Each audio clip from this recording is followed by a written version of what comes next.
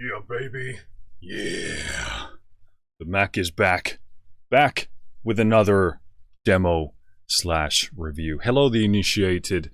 My name is Marcus Junikala, and today I'm having a look at a few different plugins. Actually, it's a comparison video that I myself am tremendously interested in seeing the results of, and also this is something quite a few of you requested, and understandably so, because last time I checked out Equalizer by Waves Factory, and I said that the principle was somewhat similar to the likes of Gullfoss, maybe, mainly, and then perhaps Soothe by OEK Sound or OEK Sound. Still don't know which one it is, guys. I'm sorry. And then also Sonyball is in the mix, which doesn't really do the same principle, at least to, you know, based on what they say it does. But regardless, all of these things are of curiosity to a person who's looking at these plugins. And, you know, all of these plugins deserve a dedicated video of their own.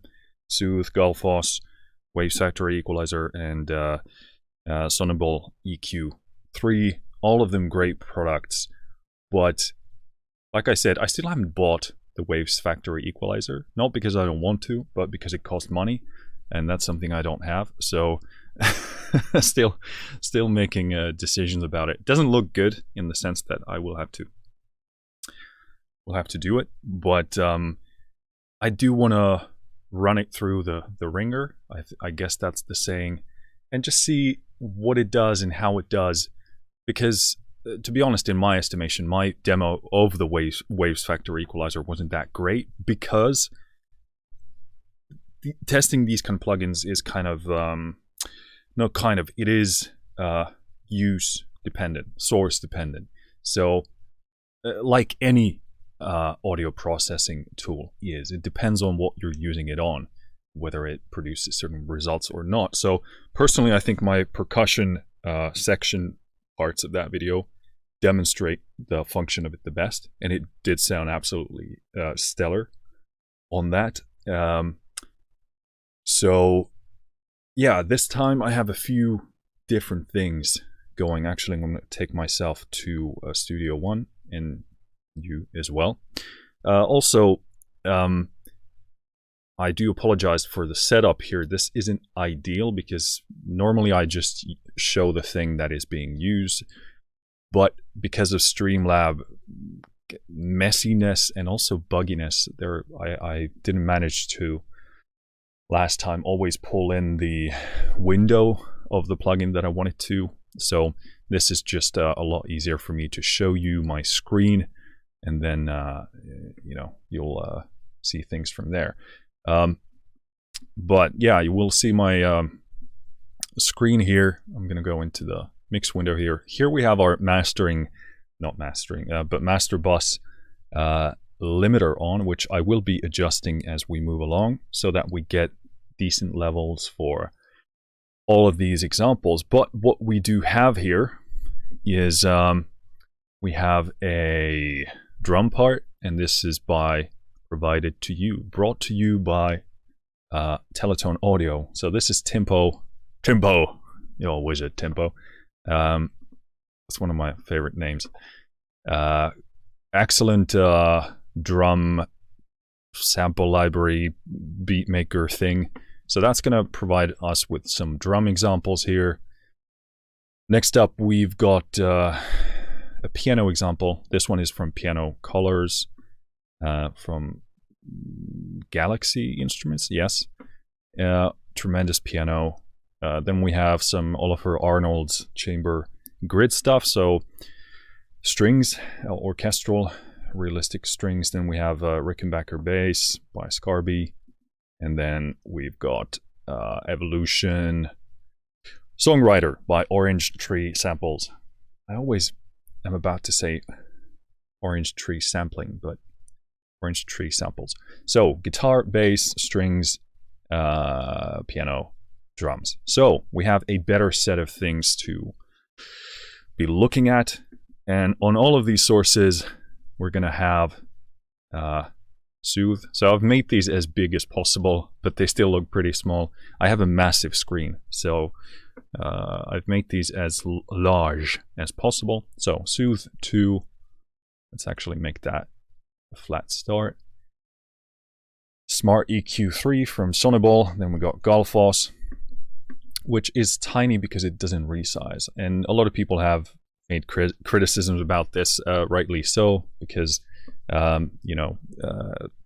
assholes like myself have massive screens and I can't see anything, which is a very luxury issue to have, but it's still a problem that I have. So, but yeah, a basic great feature to be able to resize your window. And then lastly, we got Waves Factory Equalizer. Now, again, before we get into it, as a disclaimer, all of these things, actually none of these things do the same thing. So the point here isn't to say which one is the best. I don't think it's, well, yeah, I don't think it's possible to come to that kind of a conclusion because they all do different things. They all do it differently. So these are tools in your toolkit that you're supposed to be using appropriately. Soothe, I mainly use as a precisely what it's named as, which is a soothener.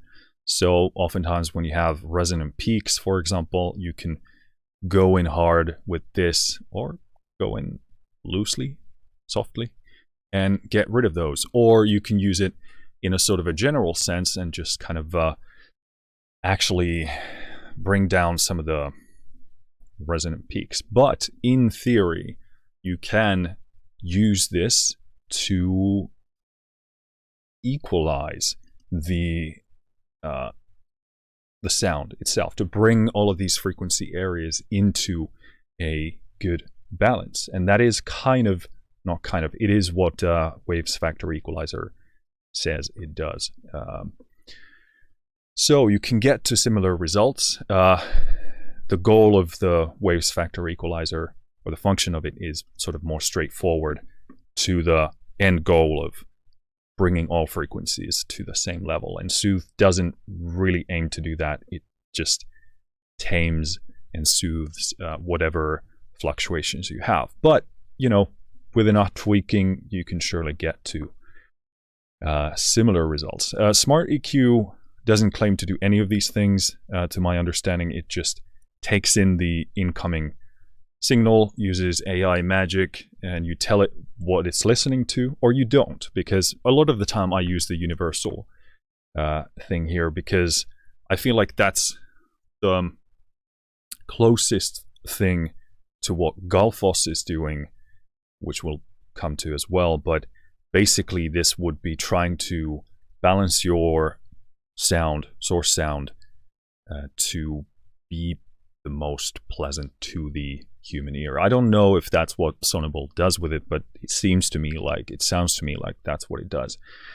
Because when you're telling it, oh, you're listening to a synth, well, there are a million and beyond different types of synth sounds. So you need to know what you're telling it to do. But for example, if I'm saying, okay, you're listening to a low speech sound, this is a good reference because a lot of voices, although voices are very different, they reside in the same zone and they have similar qualities, that a lot of them that we can deem to be pleasurable or an improvement to a previous version, which would be an un-EQ'd sound. So again, you need to know what you're doing with it, but a lot of the time the universal thing is good. But the point is, why is Soniball EQ3, Smart EQ3 in here, is just to give you an additional reference point, because maybe you find that this really does do a great job even at many of the issues that Soothe is trying to fix, or Gullfoss is trying to fix, or even Equalizer Waves Factory is gonna try and fix. So in that sense it is quite relevant. Then Gullfoss, tiny little Gullfoss here, is basically taking your source sound and sculpting it to be as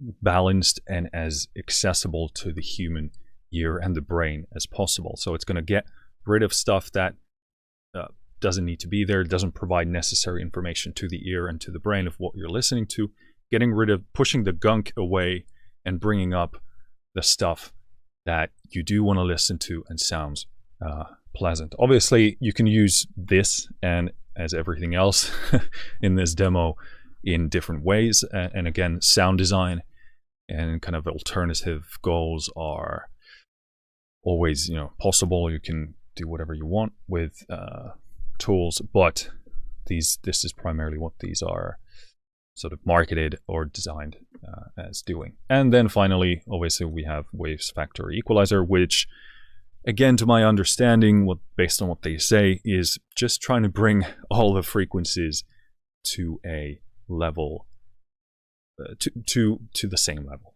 That's what it says it's trying to do.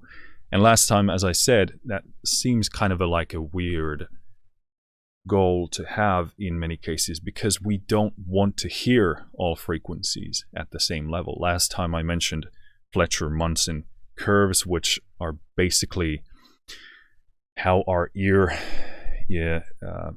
at what level our ear is prefers to hear different frequency areas, or how loud certain frequency areas need to be in order for us to perceive it to be at a certain level. That's a horrible explanation of what it is, but the point is we don't want to hear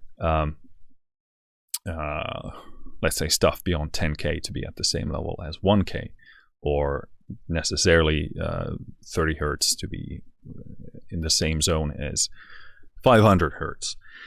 So and obviously this provides tools to manage that. You can just roll off the top end. But again, it's not going to be like you just increase the amount and everything is going to be good. Except last time I did notice that if you go to about 40%, it seems to be a pretty good balance for the stuff that we tested, at least.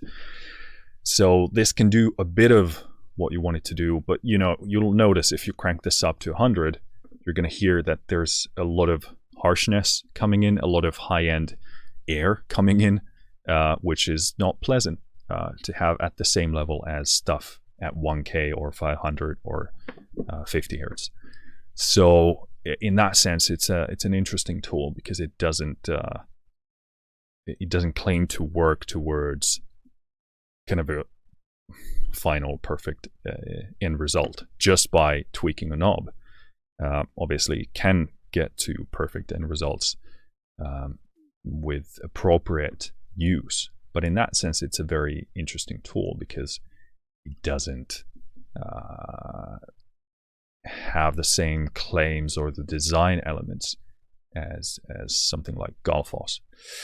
All right, that's, I think, enough rambling as kind of a background thing. So first things first, let's start with drums. And I got this beat going, and we're gonna take Pro L2 here. I'm just gonna get the level right first for the demo, and then we're gonna start tweaking the plugins.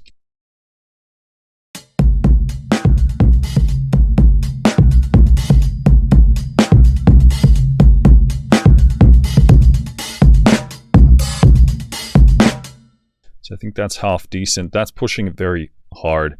Luckily, tempo is processed in a way that it's already very compressed and controlled and limited, so we can push the limiter pretty hard because we don't have those resonant big peaks going on. Maybe they used something like Soothe already to do that. But I'm actually gonna make this extra lot. Well, no, let's keep it at this. So drums.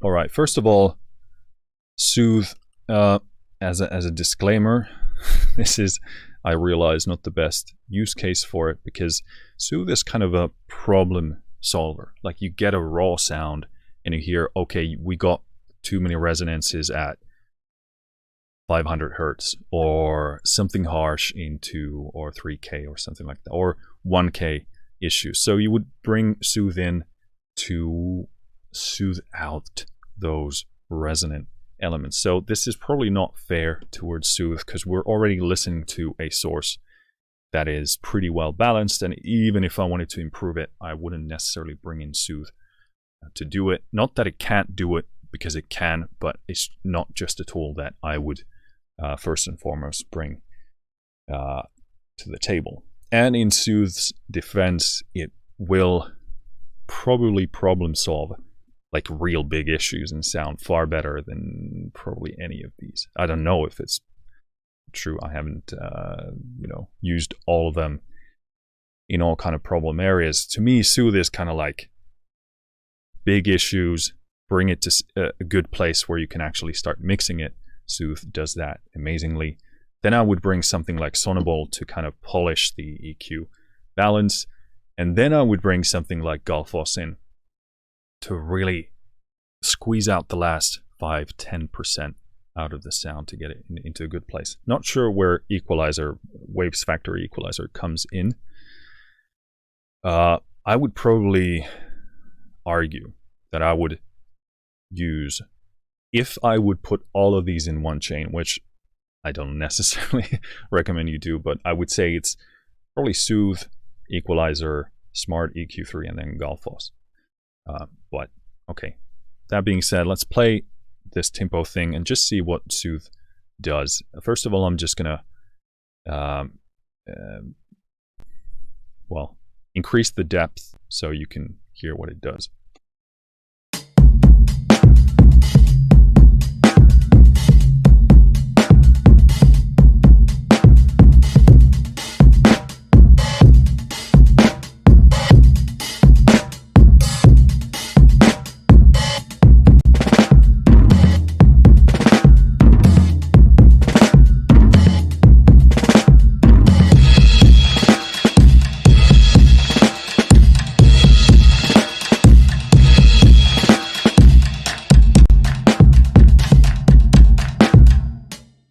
So again, you can hear that this is not a good point of demonstration, which makes me ask, why am I doing it then? But it sounds better actually without it, because we're already listening to a very polished sound. This is going to make more sense with some of the other sources because they're not as finalized as with what Tempo does. But the point here is that you can hear that it definitely takes in the material and levels the things that are poking out, and some things are meant to be poking out. That's what makes them sound exciting and interesting, etc. So again, not a tool that I would bring in to do this, but demonstrates what it does. It's going to be more useful with some of the other examples. So let's do the same thing with Smart EQ, and let's tell it that we're listening to drums to sort of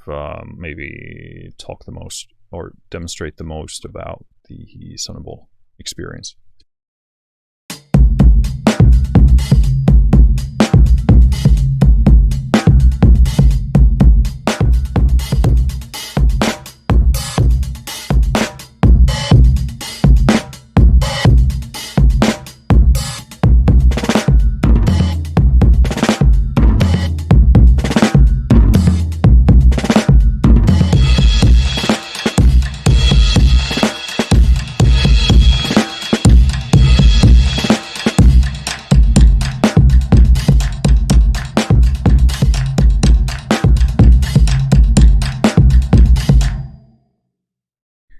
And again here, the tempo sound is so polished. It's so ready already. But what's interesting here is basically Smart EQ is aiming for a typically desirable, clear, open sound. Tempo is aiming for that kind of slightly boomy, slightly sort of more thicker and denser, dirty, grimy sound. In that context, it's perfectly balanced. But if to your taste you found it too kind of gluey, too resonant or boomy, and too thick, then you could bring in this to experience that improvement.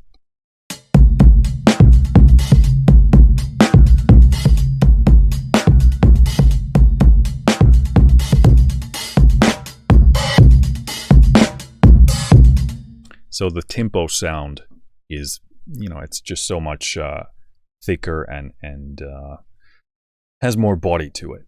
And again, this is important to emphasize because, again, we're going for, it's about style. We're trying to create art here. We're trying to create music. So that style, that context is everything. And as you can see in Smart EQ, it's cutting out some of that. Let's see, can we actually locate? Well, yeah, obviously it says here about sort of 200 range, hertz range is what I wanted to say. Cutting out a lot of that boomy, muddy stuff, which stylistically, again, is what tempo is going for, and then it's opening up this top end to get that kind of openness and clarity, which tempo is not aiming to do. So cool. Next up, Gullfoss, if you can see anything. So for this, what I typically like to do is I start with the taming function. And what this does, it takes a lot of the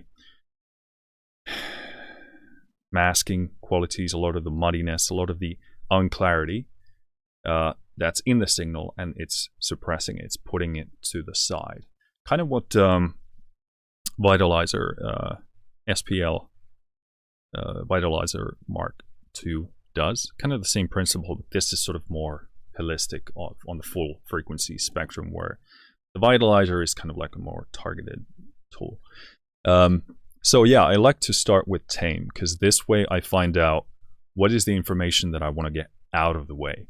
And I start pushing it, keep my eyes closed, usually because I'm not working with, desk. So keep my eyes closed, increase the tame until I feel like the clarity is sort of increased, like it sort of lifts and stuff is pushed away. And I only do that to the point where I feel like there's an improvement, because it's, with any of these tools, it's very easy to go too far, go overboard. So I like to push this until I feel an improvement. And to me, if you want like pristine, professional, great sounding mixes,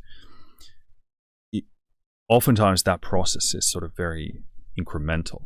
If you try and do too much lifting in one go, things begin to sound too processed, too pushed, and too harsh often. So I like to push it to the point where I feel the improvement. Then I go to the recover thing and do the same thing. So recover is going to take the elements that are pleasant to, well, I shouldn't say pleasant, that are preferred by the human ear. And it's emphasizing the qualities that makes sound pleasing to us.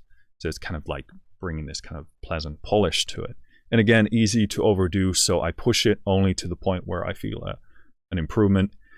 After that, I use the scopes on this because I find that they work really, really well.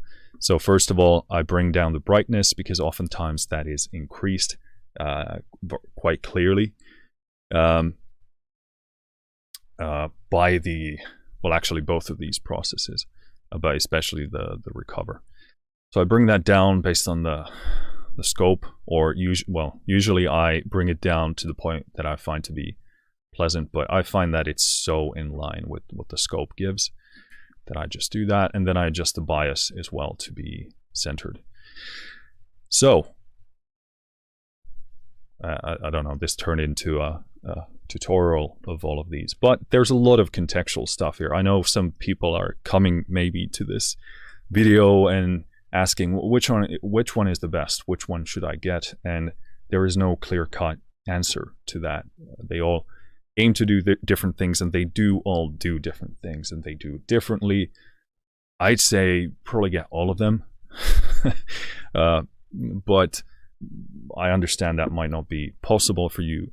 So maybe this kind of demonstration shows to you what you need the most and makes you go, oh yeah, this is the tool I actually need the most. This is the one I'm looking for. Obviously, everybody would love to have everything if it's possible, but these kind of demonstrations maybe give you context to, that's what I need right now. So a horrible amount of talking here, but I think it has utility. So let's use Gullfoss on tempo.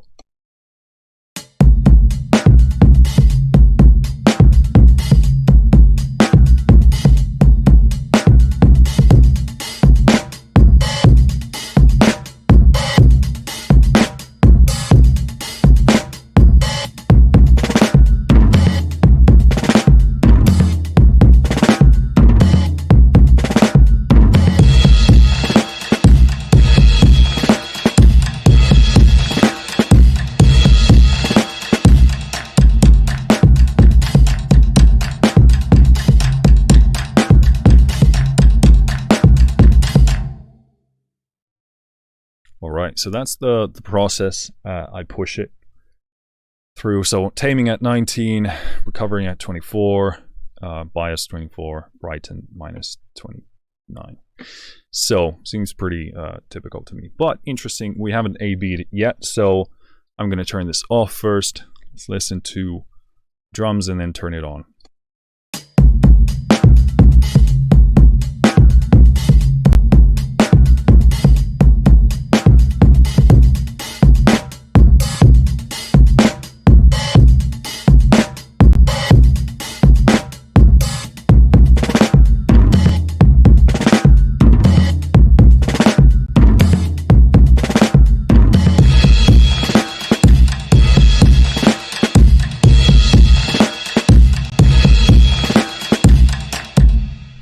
So again, this isn't a clear example of better and worse, because with the tempo's original sound, I love how focused and resonant and kind of gluey the mids are, especially on the snare. That kind of beautiful focus and texture and style there. Otherwise, in a sort of traditional sense, this would be what I would consider, and many others as well, would consider to be an improvement, because it does push aside some of the mud, again, which is stylistic to the original sound of tempo, and then open up the top, and well, you can see what it does.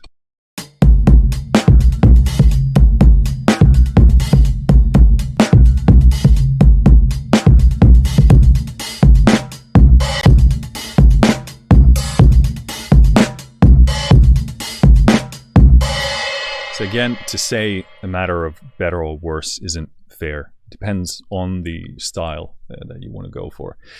But yeah, that's Gullfoss. I absolutely love this plugin. It's one of the best, as all of these are. Obviously, I haven't played with Equalizer here a lot yet, but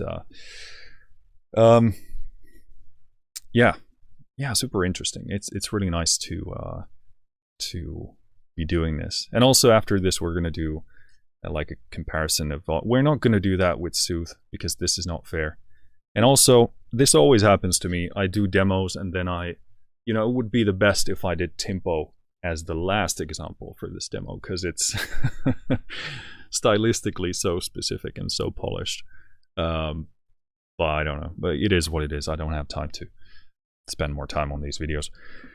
So let's do Equalizer. Again, this one has the Waves Factory Equalizer announcement every once in a while. So it is the demo version, so it will announce of itself every once in a while.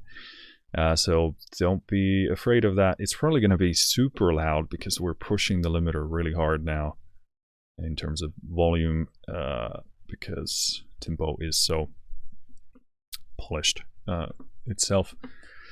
But so sorry about that. It's gonna happen. It's gonna be a beautiful female voice, and that's about it. But yeah, we're gonna A-B these, or A-B-C-D these comparing them to one another, except for Soothe because it's not doing its thing here. But let's do Equalizer. Let's see what happens here.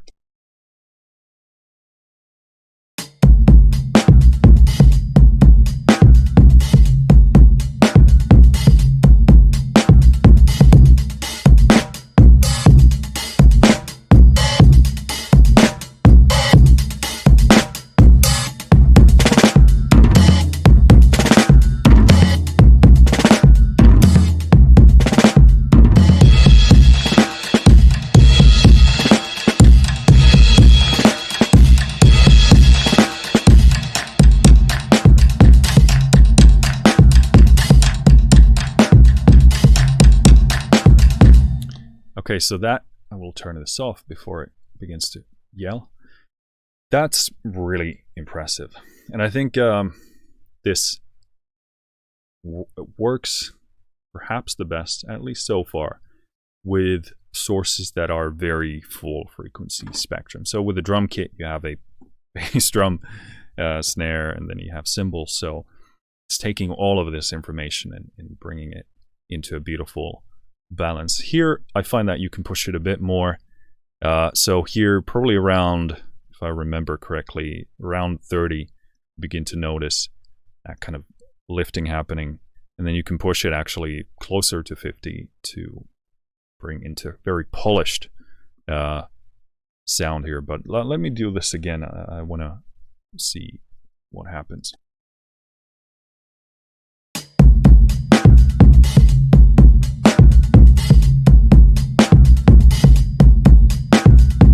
So that's about where I feel like the slight lifting, the slight improvements, a bit more brightness, a bit more clarity.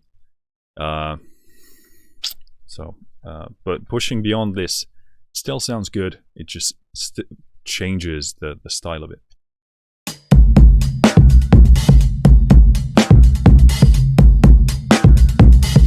So about there is where it becomes kind of, I'd say, at the high end of a polish. Clearly more sort of sharp, crisp, and more of that top end. So we're going to keep it at, well, for example's sake, I'm going to push it beyond that, so you can hear it bringing a lot of frequencies to an Waves Factory Equalizer demo. To an excessive level.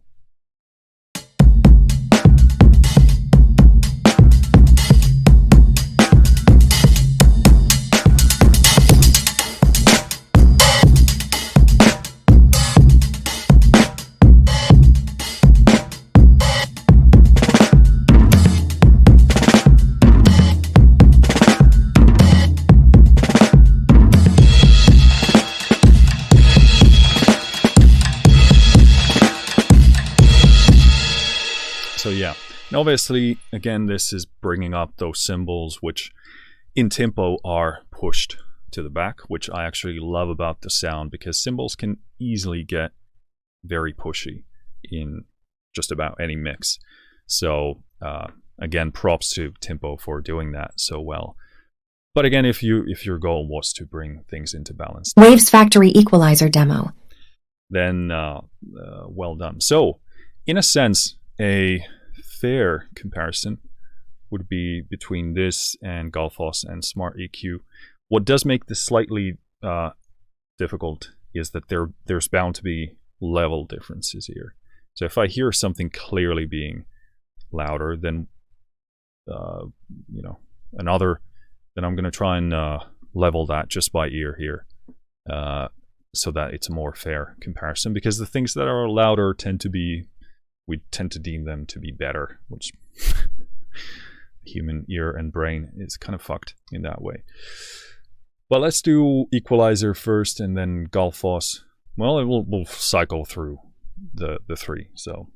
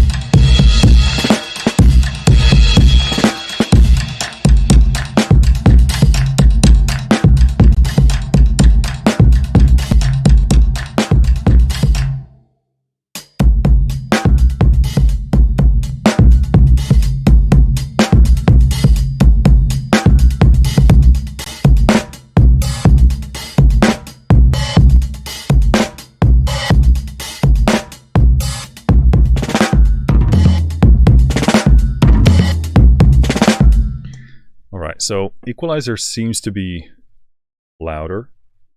And that makes sense because it's bringing frequencies to a more level field, so you would experience an increasing gain with my limited understanding of actual audio theory. So, first of all, Gullfoss, very much a more subtle tool, and this is why I tend to use Gullfoss towards the end of any mixing chain. Oh shit, let's turn this off before it screams. Yeah, I use Gullfoss as kind of a final polish because it is, I want to take it and make the sound slightly more pleasing and better and pleasant to the human ear. And you can hear here that it's far more subtle than what Equalizer does, than what Smart EQ does. So, yeah, once you have your sound locked in, then I would take in Gullfoss to kind of bring in the final polish, then be done with the sound of it. And yeah, Equalizer is louder here, so let me try and do some kind of a level match here. I should have done this to begin with to kind of bring them into a into the same view. You gotta watch my mouse cursor, unfortunately, here to see which ones are activated when. I know this isn't the best demo in the world, guys, but hey, I'm trying with my limited time. So what was I gonna say? Yes, Equalizer leveling attempt with Smart EQ.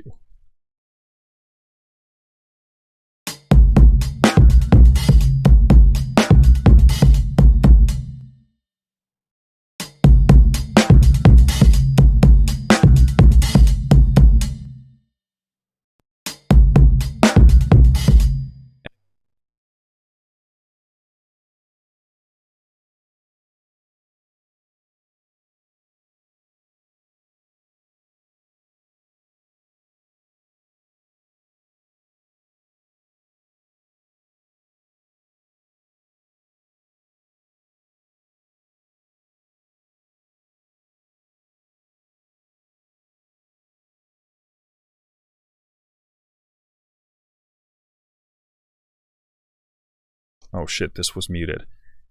I was saying perceived loudness is obviously an issue here because they could be eating up the same amount of space in terms of how much they eat up from the actual meter. So it is a factor, but to do a more sort of fair comparison in terms of the texture and the balance, I'm just gonna, based on the ear, get that level similar, and that's what I'm doing here.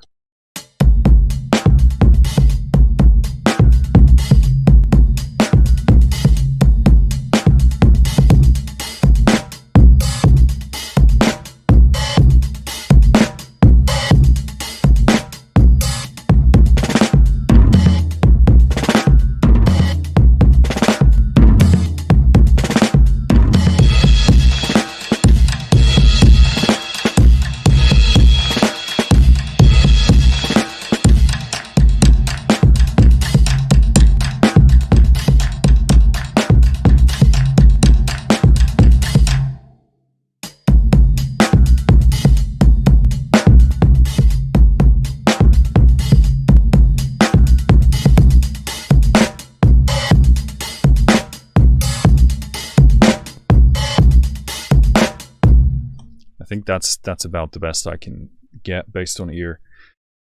It's very interesting because the Smart EQ brings this kind of a sharper mid area, which sounds about as loud as the Waves Factory one does, sort of overall. But obviously we have quite distinct differences between the frequency balance, so judging that is kind of tough alone based on that. But and obviously the Waves Factory one does push the high end here clearly a bit more, so it does appear to be a bit louder than it probably is.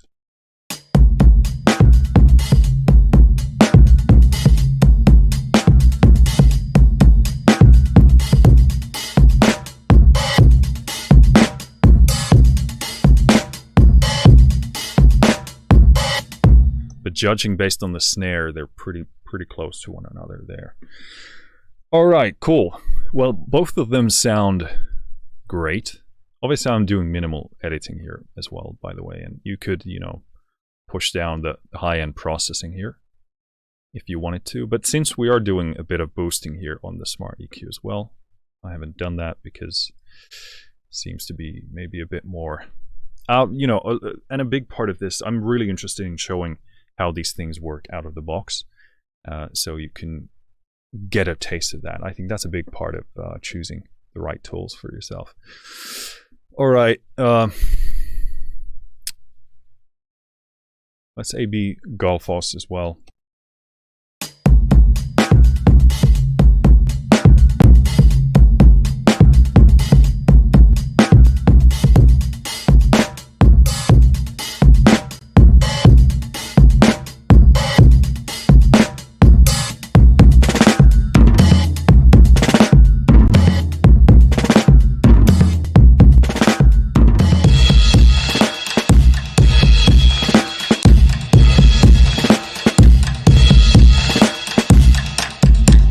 Again, Waves Factory, a lot brighter here, which can instantly make a lot of you go, oh, that's the best. But, you know, it again, depends on the context. Gullfoss, far more subtle. It's not as drastically shaping the sound. Obviously, we can push it harder and get more radical effects, but I don't find that to be its strong suit. And then it's easy to bring in harshness and stuff like that. And again, not gonna compare Soothe because that's not fair. If we wanted to compare Soothe, what we would have to do is kind of simulate what these are doing faster, quicker on Soothe. Which, and again, if you are fast with Soothe, there's no reason why you couldn't be using that, and you could bring things to the same level as Equalizer does by tweaking these nodes here, which give you a differing amount of processing at those, and the result in theory could be a very balanced leveled sound. So, you know, for example,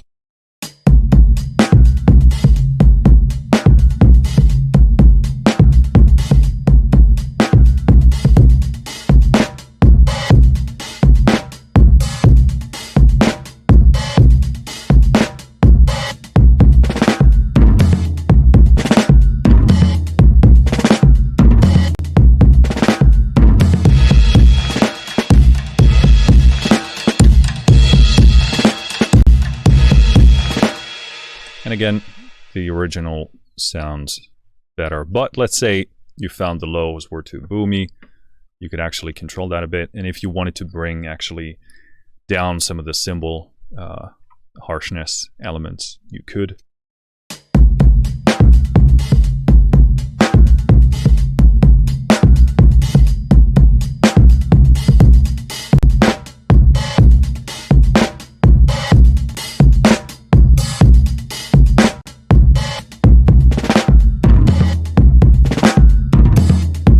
Because even though tempo is already kind of mellow, you could even want to go for a more controlled sound.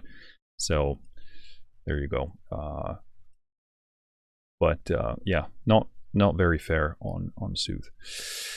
Next up, let's drag all this shit over here. Don't judge me because I still haven't learned Studio One properly. Well, you can judge me, but yeah, I've been on this DAW for quite a while and still haven't even learned most of the shortcuts. So please educate me. All right. Next up, we got the piano, I believe. Yes. So this is turning out to be a lot longer than I expected, so I'm going to try and pick it up. We're going to adjust the limiter first to get the level decent.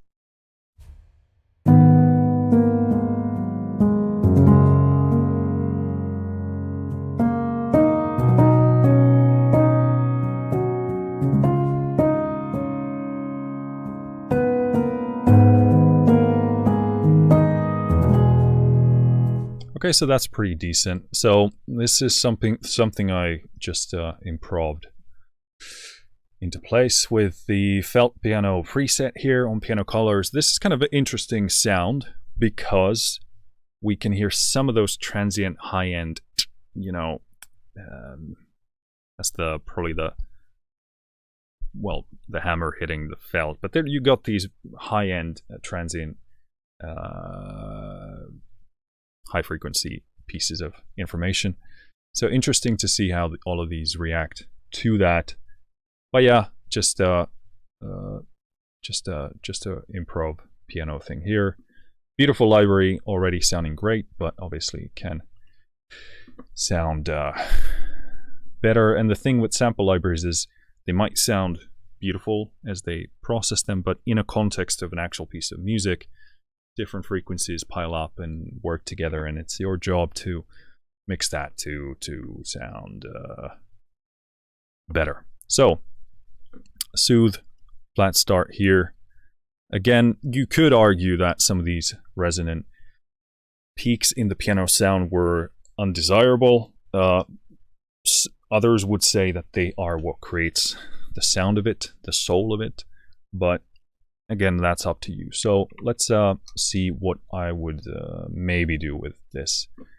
Personally, I wouldn't pull up Soothe for this source because the samples are so great and it's pretty polished. So I would just go into some of these other tools. But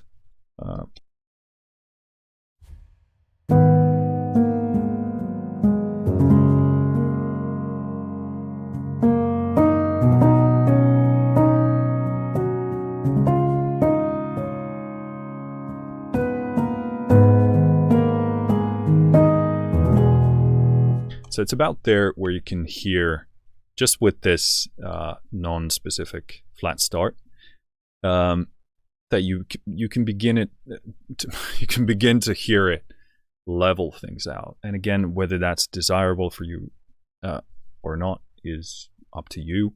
Again, I feel like it's pulling too much of some of the resonances out, which really create the soul and the texture of the piano here. So again, Soothe would really be, in my experience, at its best when you're trying to fix a lot of issues. And again, it's not its only use case, because you can use it in whatever way you want and actually do what many of these other things do. Not in the same way, not in the same process, and probably not in the same sound.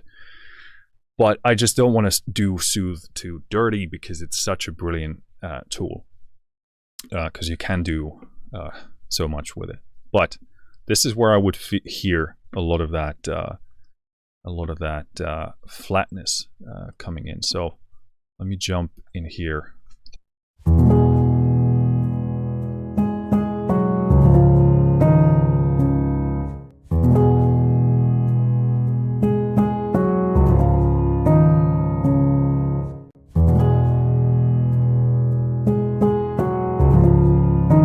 So it does take that and control it pretty nicely. Let's listen to this top end part.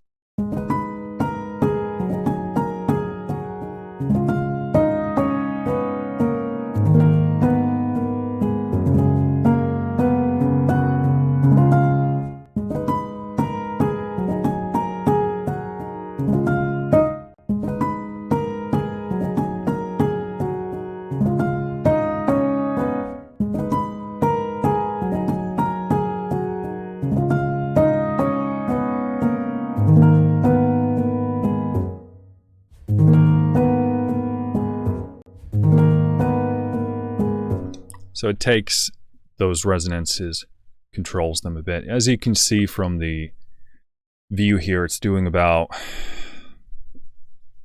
how much is this cut here? I don't actually know what the indicators for these are. I'm guessing I don't actually know. So I don't want to guess which one is which. But it's either 3 decibels. It sounds like 6, more like.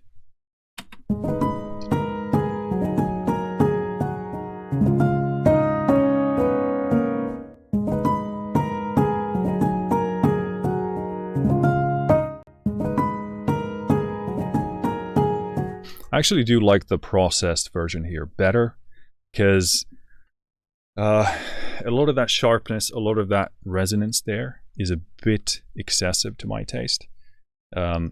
So I would actually maybe use this to control some of that.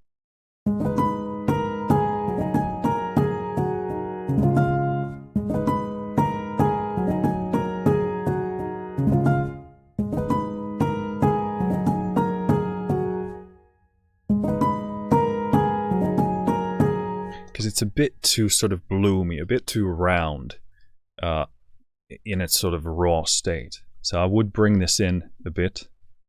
And the beauty about this interface is that you can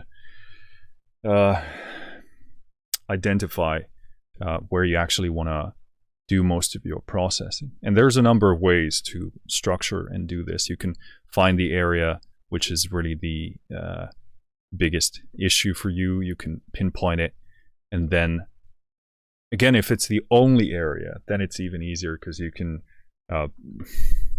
put the sensitivity to max, for example, and then adjust the depth. And then you can also use these filters to just focus on the frequencies that you want to focus on. Let's say you want to do that. But in this case, also you can bring in soothe to just do a general control.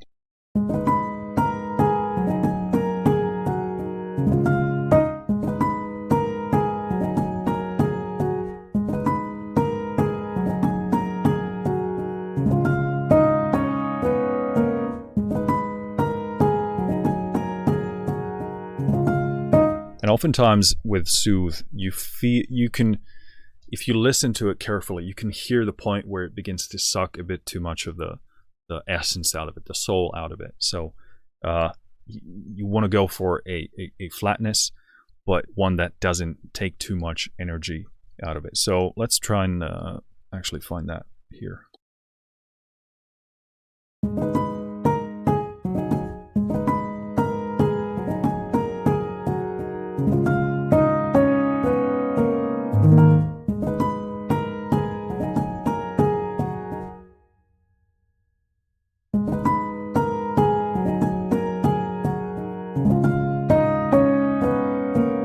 So I'd probably go about there. That's depth is at 5. But again, not a tremendous use case, because I'm sure many of you say, oh, the piano sounds fine, now it sounds worse. So it does really depend on your taste a lot. Let's do Smart EQ 3, go to piano here. Let's use the piano preset. And let's play it once to give Smart EQ a chance to analyze the audio. Could actually take this. Well, let's do the same section here.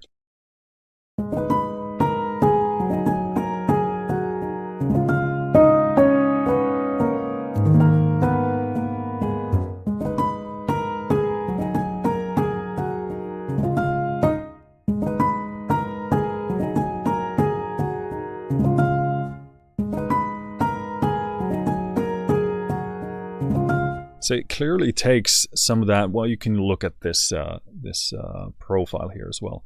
Takes again out some of this 200 hertz area, a bit of that 500 to get rid of that that kind of mud, that kind of boominess.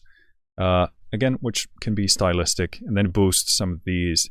And again, you can hear that it actually emphasizes some of the high-end, those transient pieces of information. Again, whether you want to have it there or not comes down to you as a producer, artist, whatever, mixing engineer. I would personally not go ahead and boost that, because it becomes a real issue down the road. You have other elements, and when you listen to the parts many times, they begin to kind of annoy you.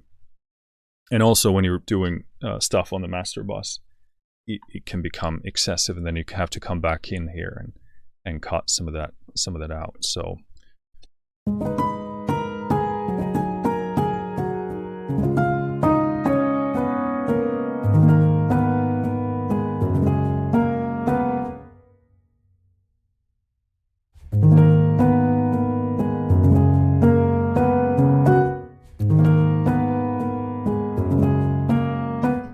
And again, here, stylistically, you could make the argument that the kind of low or the 200, 500 area is what makes the original piano sound kind of a warm blanket that is holding you, whereas this is going for a more sort of balanced, polished sound. And obviously, you can adjust the strength here if you just want a bit of it in there, pull a bit more of it out. This is why I love Smart EQ3, because you can hear elements of what you like and you know, bring as much of it in as you want. And obviously you can then filter out obviously the processing. Let's say you didn't want to do any of it for the high end, you could go in there and actually tell it not to do that. And in that sense, it kind of does a similar thing to, I should say the function is kind of similar to Gullfoss or Equalizer, because you can adjust the amount. The profile is fixed, but you know, you can adjust the relative amounts of processing being applied.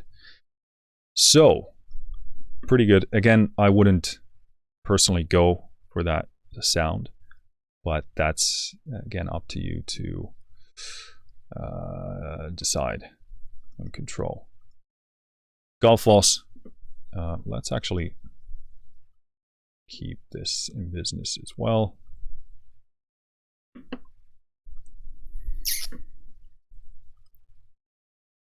Let's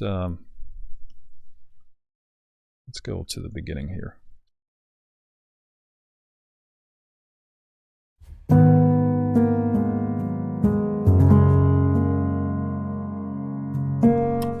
Again, this is a criticism that a lot of people have said about Gullfoss, that it's too difficult to reset these values. I don't know if they've updated any of this. Doesn't seem like they have. But yeah, so clean slate. Let's do our processing here.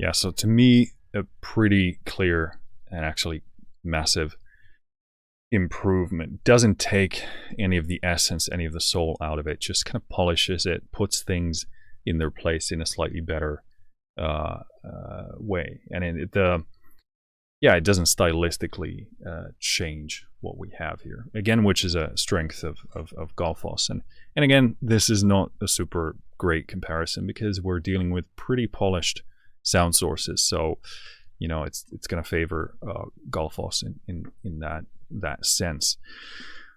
But yeah, super nice. Very, very good. Interested in seeing what Equalizer actually does here. So let's go to the beginning.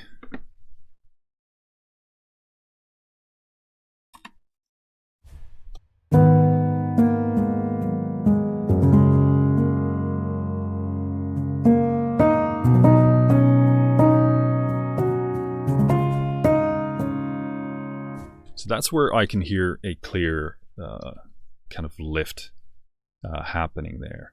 So let me do that again. I'm going to take this second part over here.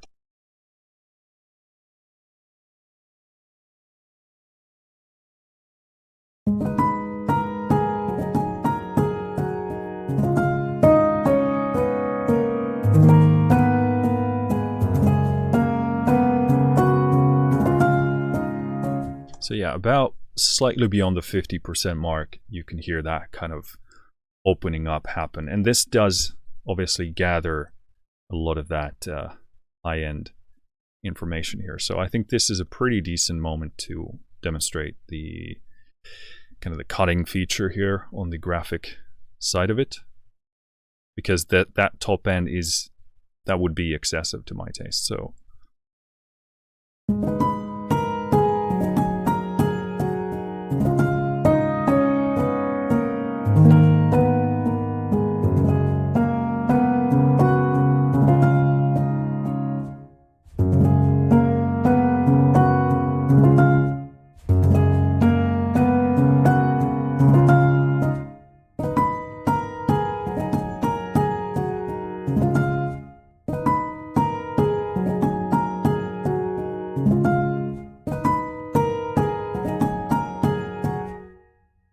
and again here, the top end would still be excessive. You have this tilt. I believe this is a tilt EQ, so you could pull it down a bit more. Obviously, then it would boost the low end if it is a tilt EQ. But it sounds great. Obviously, the original sound, you could argue it's more sort of homely, again, more sort of warm and embracing, and this would make it sort of more open and polished and sort of high fidelity. So again, better or worse, depends on your aims. You be the judge of that, but it does do this really beautifully. Here again, if there's too much of the top end, and again, I do apologize to the manufacturer because I haven't studied this thoroughly, but I kind of also want to demonstrate, you know, what somebody would do with it just right out of the box. So cut. I don't actually know what this cuts. So a good example of also my ignorance, but also the design element here. Oh, I guess. Oh yes. So this must be because it's trying to balance and level everything. It's going to cut certain frequencies and it's going to boost certain frequencies, so it brings them to line. I guess that's what it does. Very cool that you have control over that. It actually makes this a hell of a lot more diverse and controllable than you would initially think. And obviously attack release, we're just using the default setting here. But if you find that it needs a different response time window, then use that, mid-side, etc. But again, this would still be too bright to my taste. So I would probably bring some kind of a great shelf EQ, pull out like something like dangerous backs EQ or something like that to pull out, because it sounds good, but it's just too much of it. So something that softly shaves that off. But let me listen to this one more time.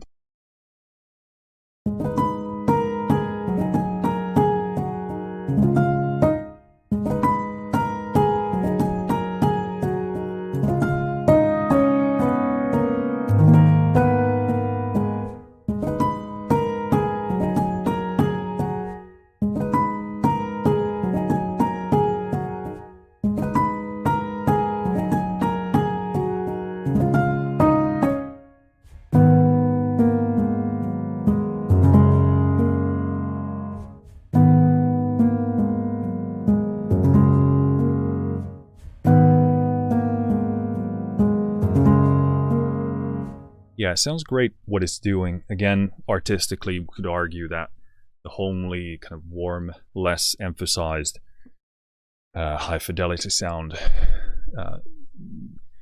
Did I say that right? Anyway, you could argue original stylistically better, but what this does, that's a beautiful beautiful bit of processing there. So again, let's compare some of these. Again, not fair towards Soothe based on what I'm doing with it, but if I wanted to do what these other ones are doing, it would just take me more time with Soothe and honestly more expertise, which I just don't have. So let's cycle through these. You're gonna have to watch my cursor to see which one is active, but hey.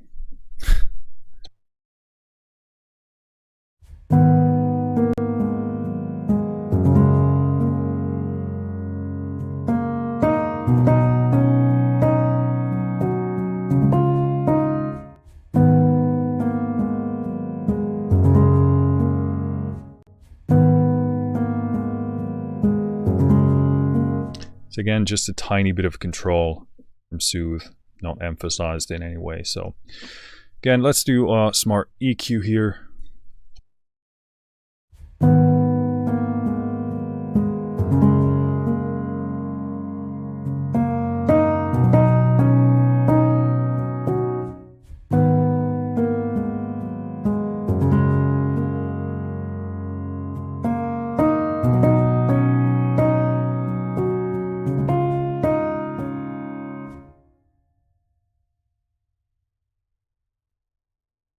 Gullfoss.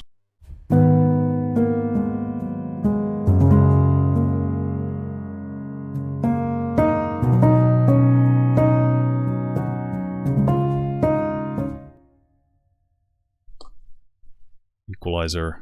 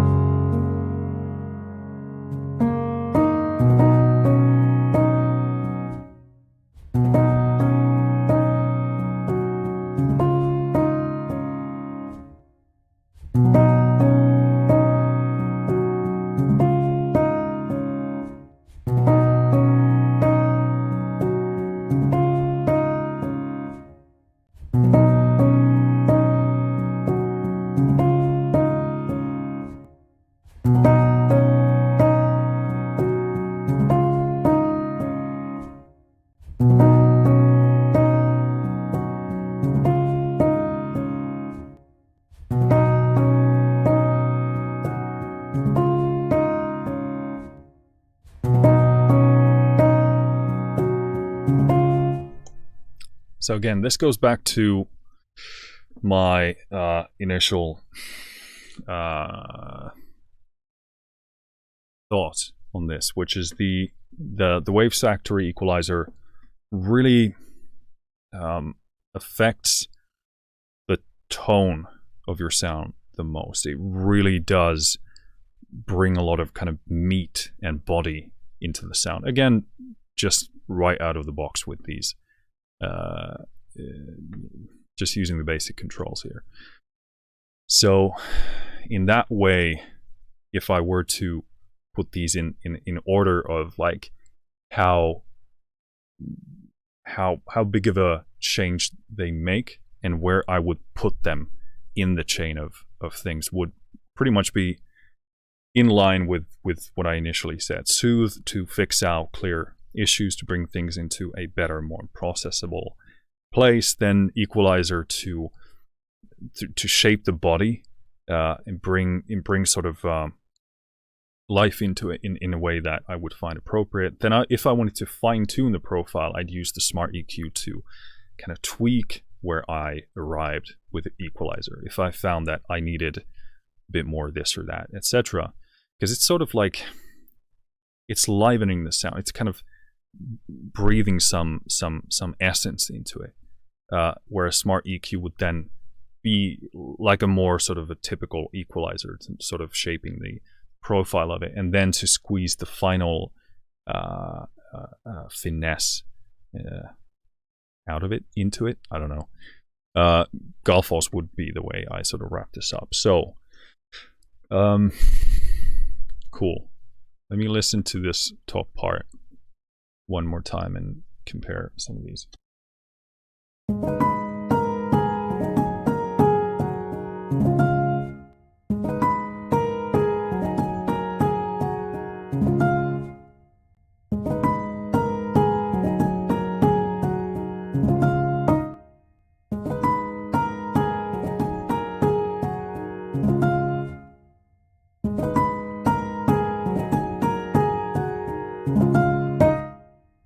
So again, there you can still hear Equalizer change the top end quite a bit. So we still need to deal with that somehow. But all of them bring really great results to the table here. All right. I said I was going to try and speed this up, but this is turning out to be the longest fucking demo on YouTube. Let's get rid of this shit. And again, probably thinking about dropping Soothe here, except for the bass. That's going to be different, and maybe the guitar. Not going to demonstrate that for the strings here because they are already really balanced. So this is our raw string part that I improv'd. Let's actually simultaneously adjust the limiter here, which we probably need to push a lot more.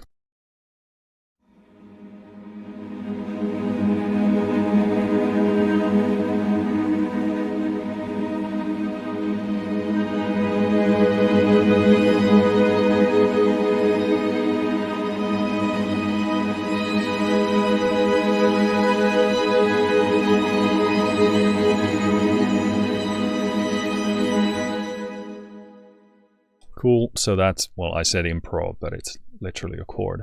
So there's that. So again, I guess you could argue, I said no soothe, but I'm going to use it anyway. You could say, hey, there's a bit too much of this and that resonance. One of the things I don't, which I would want to see improved in soothe is I don't really feel like I can detect the frequency profile here enough. So what I usually actually do is I pull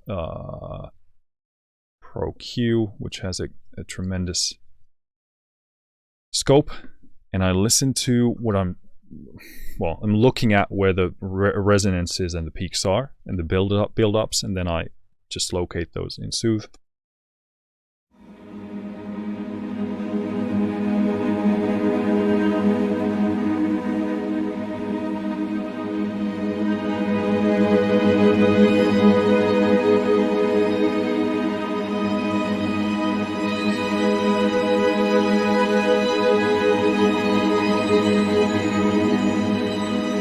So in this instance, you could make some arguments against 2.5K and 211. So I would go in soothe, I would put that frequency there. And for this one, well, it's already at 2.5. So for these, for the 2.5K, I would actually probably max this out, because that's the most, the element I would argue against the most.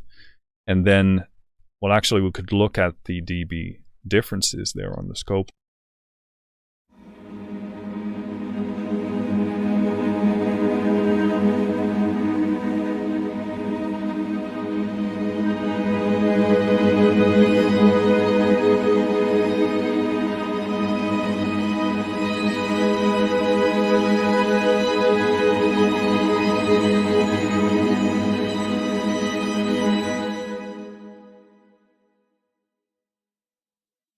Probably add 2.5 there. So in terms of level, pretty close. This one is definitely the loudest, the 200 there. Now I would actually not high cut anything, because again with this library, a lot of the high frequency stuff can build up again. So with this, we're now highly targeting those different points. So if I bring in soothe, I should hear some soothing effect happen there.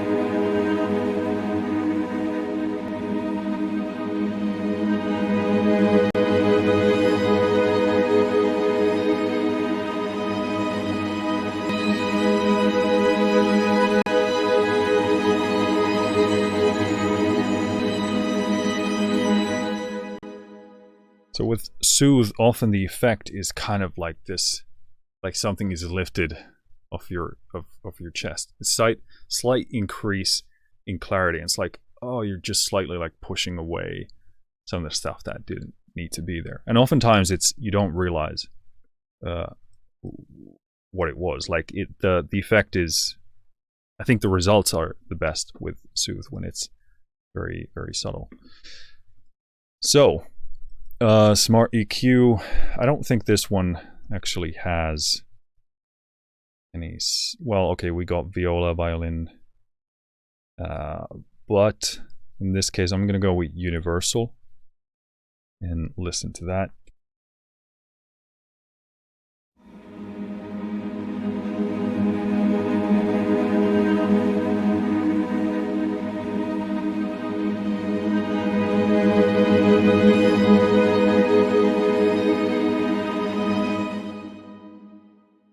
Something, okay, this is not on, so that would probably explain it.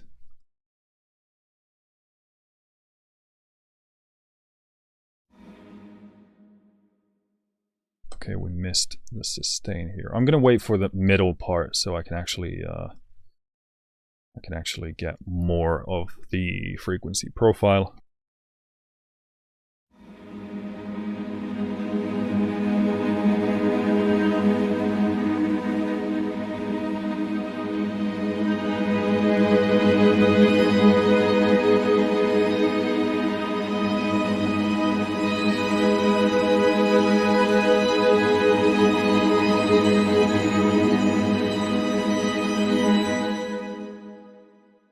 So when you pull up EQ3 first, it usually gives you a strength of about 60. So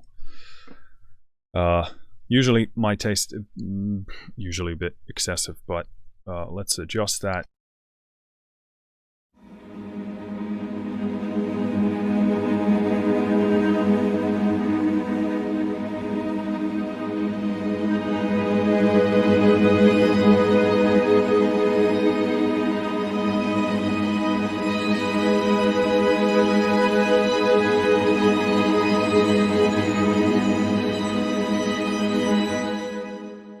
So again, about 30 seems to be catering to my taste. Slight kind of lift, slight kind of clarity improvement there. Again, these are very subtle changes, but oftentimes that's what we want, especially for a source like this, which is already so very polished. Again, let's go ahead and tediously reset this Gullfoss.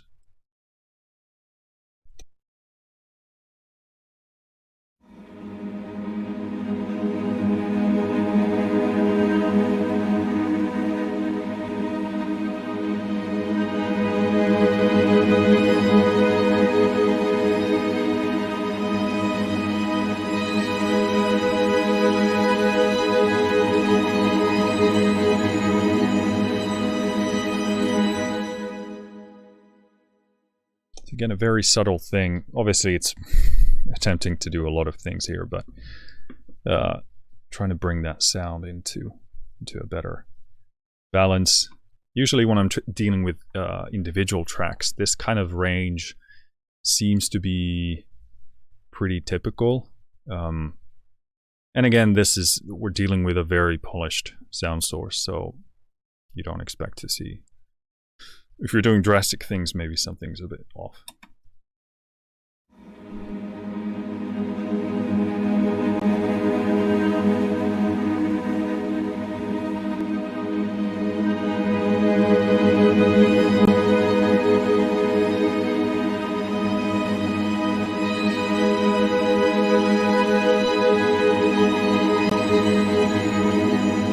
Slightly opens it up, makes it clearer. A lot of these, this is a use case where a lot of these kind of end up doing the same thing.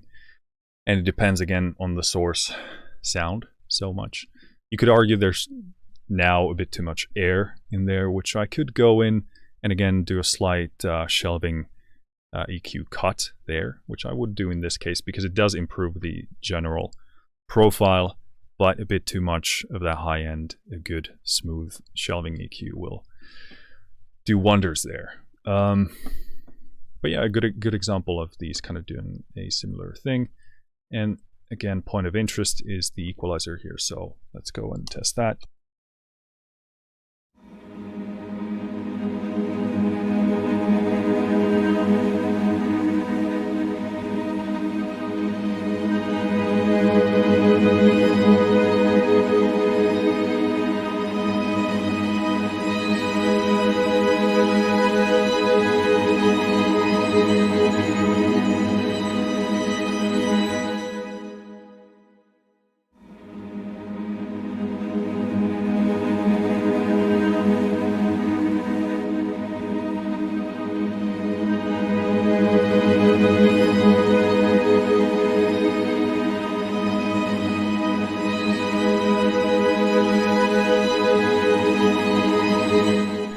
Again, this is the clearest difference out of these.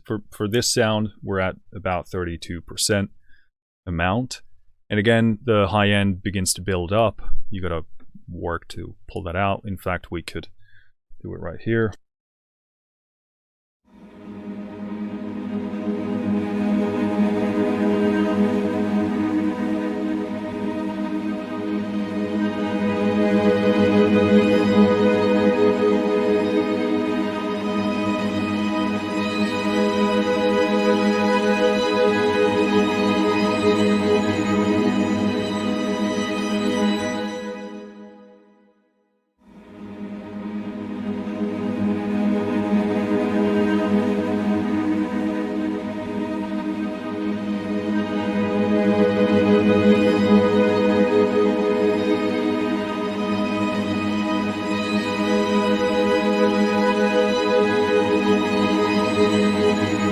That's really beautiful because it does bring a lot of kind of life and essence into it. And this is like probably the best selling point of this, is that it doesn't feel like it's just equalizing.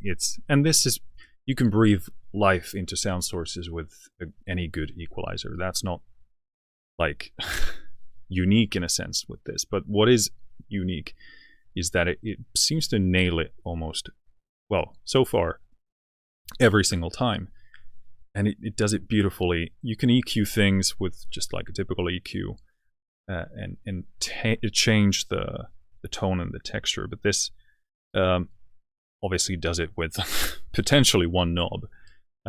It's very I don't know, breathes some essence and soul into it. So this, in this sense, seems like a different tool to me compared to Gullfoss or Smart EQ or obviously Soothe. That it doesn't affect the tone of the sound and the richness of it, kind of the essence of it, which the other ones don't do. They improve the listenability of it. They improve the tone of it, the balance of it, but they don't sort of tap into the source. They don't try and change the source sound, which this to me sounds like it's doing that, and it's kind of putting some juice in there. So that's really interesting. I really don't find that this cuts enough of this high end doing this alone. And I would be hesitant to use the tilt EQ because I don't necessarily want to increase the lows. But this is interesting. So let me just do one more comparison run here. And I'm sure there's a shortcut for sticking these here as well, but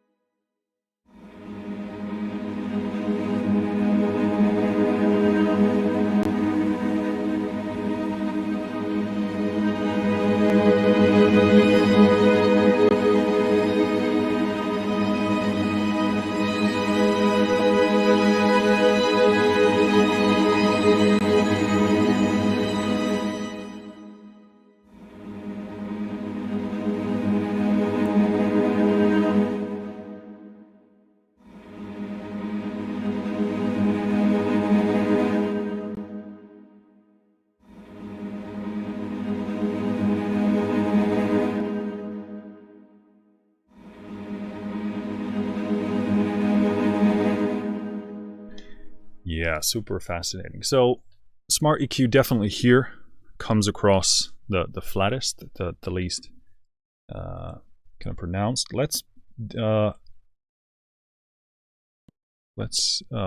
actually try the. We're not listening to just a violin here, so in that sense, not the best source, but we are using the universal curve here in Smart EQ's defense. And again, not that it sounds bad, it's just not doing the same thing. So let's do violin, I guess. Obviously we got a lot more stuff in there as well, but cellos, etc. But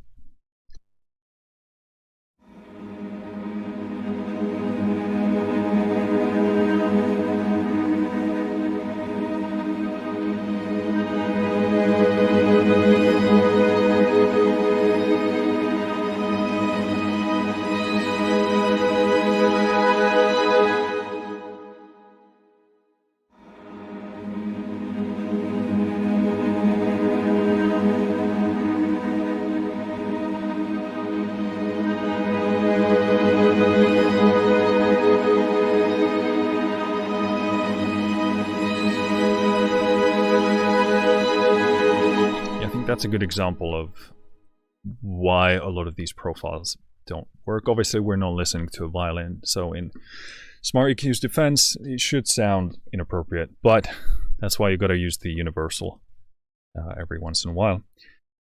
But this was super interesting because it does kind of enforce my initial suspicions. No, that's not the right word. Suspicions. And again, I would be tempted to put in Equalizer first and then slightly elevate it with Gullfoss.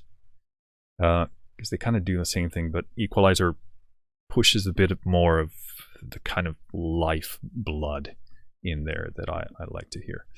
Okay, that's strings done. Pretty interesting. This is the fucking longest demo on YouTube, but I don't know if this is even a demo anymore. It's more like some kind of a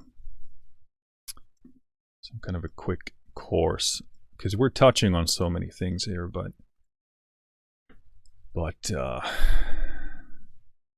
Yeah. So, listening to a bass, let's quickly pull this down before this blows up the entire system. This is going to be clearly louder because they make this instrument louder in contact. So, what we're listening to, let's pin that, and Rickenbacker Bass by Scarby. This is from the Native Instruments pack, so this is what it sounds like.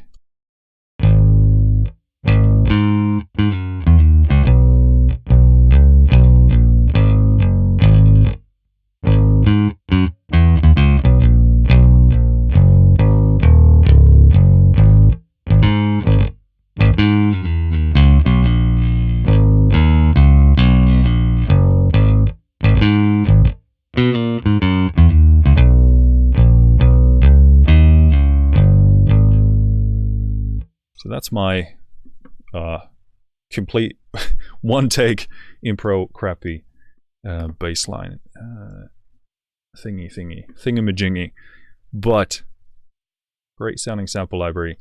With this, I would actually use something like Soothe. Let's do a flat start. Let's just dial in the depth and then see if it's cutting too much of something versus not. So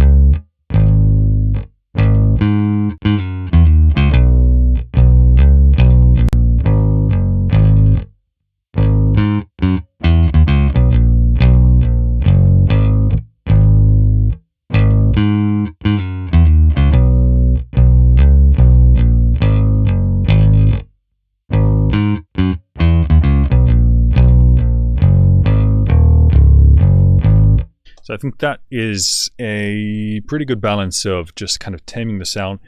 With that bass, you get a bit of that nasally presence there. And again, to a certain taste, you could say that's what makes it. And then obviously we got a lot of that frequency pushiness, which is really well balanced in this library, but still contextual in the context of a mix.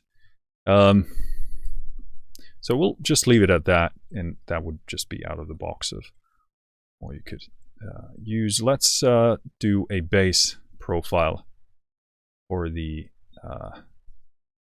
EQ3 here, and let's do that.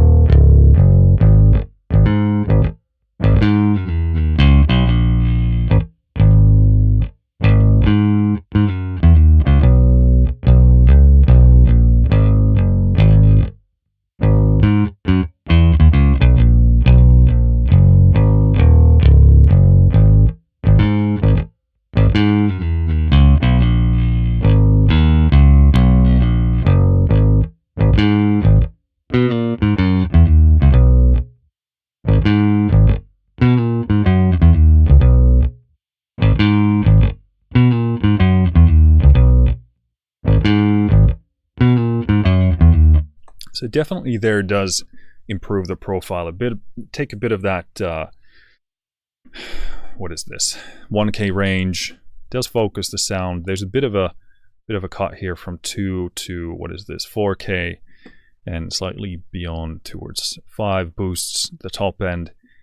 Clear improvement. And I think in my experience when I'm using Smart EQ3, it fares the best with these kind of typical kind of modern Western pop instruments. So guitars does well, bass does well, but you know, as someone who does you know, cinematic music, orchestral stuff, not always great, because a lot of those sounds, I can be building soundscapes. It doesn't, if I'm building something like that, it doesn't necessarily understand what it's listening to.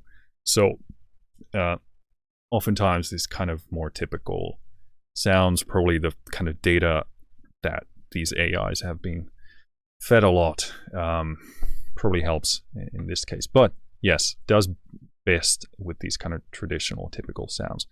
So, and again here we pushed the strength more than with some of the other examples. So we're at 50. Mind you, Smart EQ usually, I think always starts at 60 strength. I don't know if always. Seems like for me it's always that way. I don't know if it's a thing. But yeah, so we're at 50. Seems pretty good. Decent slight improvement.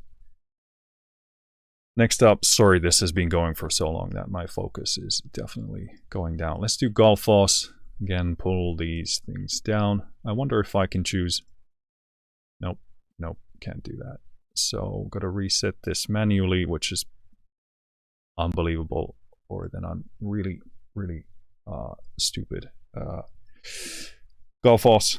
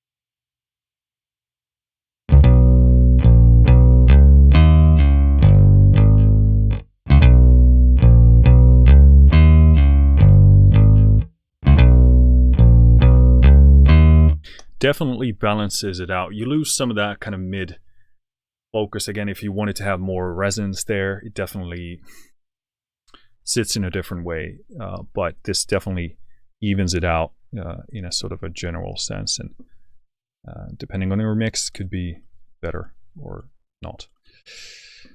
Let's do equalizer here. So reset the amount.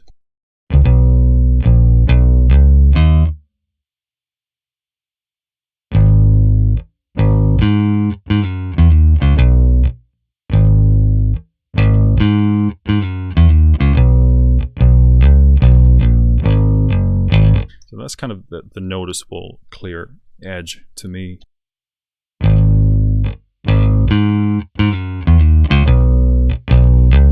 That one pushes the top end a bit too much. So let me go back.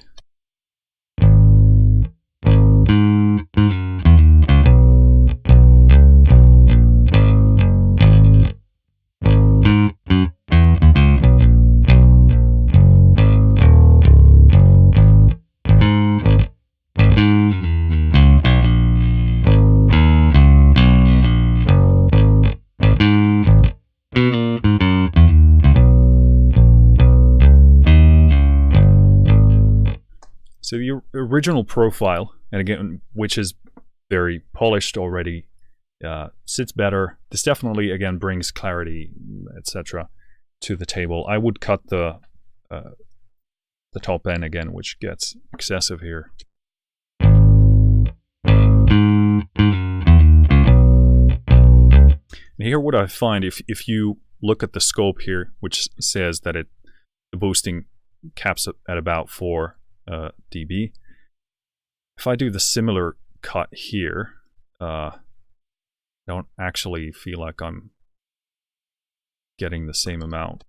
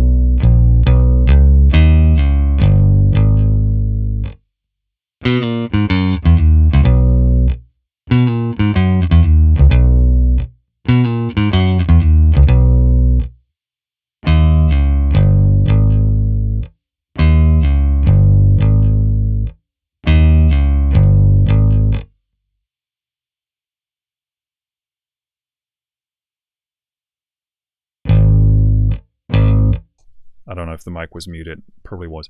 Yeah, it feels like it's still breathing something into the sound of it.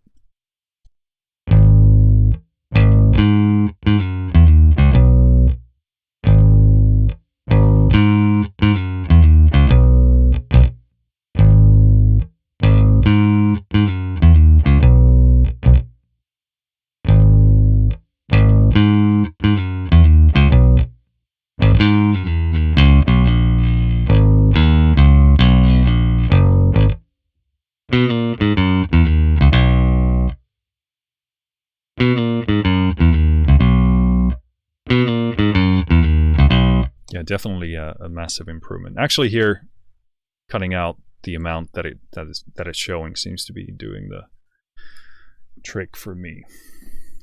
So I'm already hating that crappy bass line, which I improved. But let's do a quick comparison here, and let's pull in all of the combatants.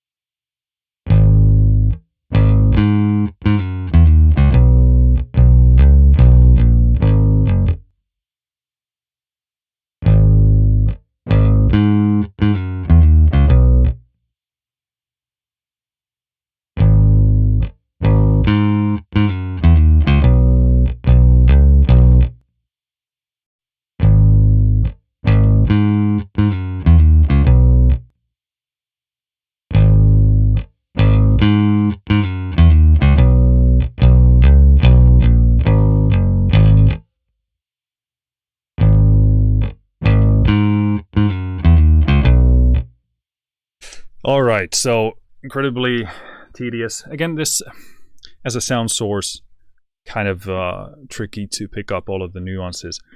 Again, Equalizer breathes something into it. Now that might or might not be desirable to you. Again, you'll be the judge of that, but it does still do that, which is interesting. And again, here Soothe works pretty well because the sound is good already. You just want to control some of the resonances. So that fares surprisingly well just out of the box, just controlling where those resonances build up. And Gullfoss doing its thing, kind of slight kind of polish here and there. So pretty interesting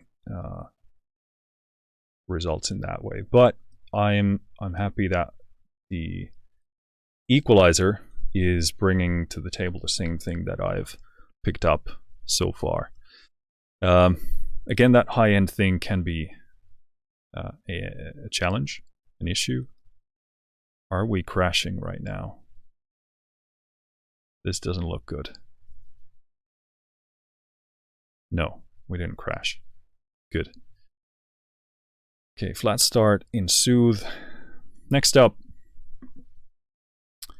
we got this guitar part, which I have no memory of what I played, but it's there.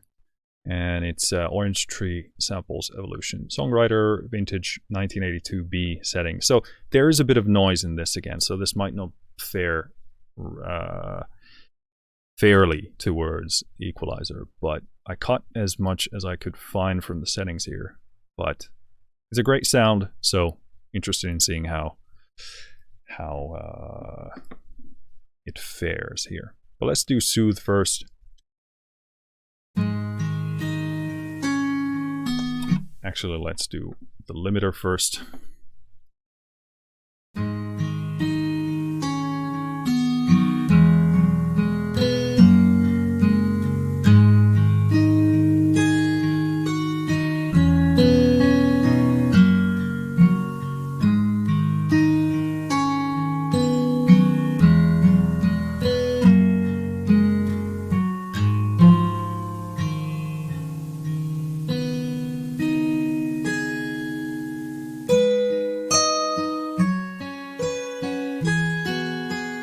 So yeah, that's the part.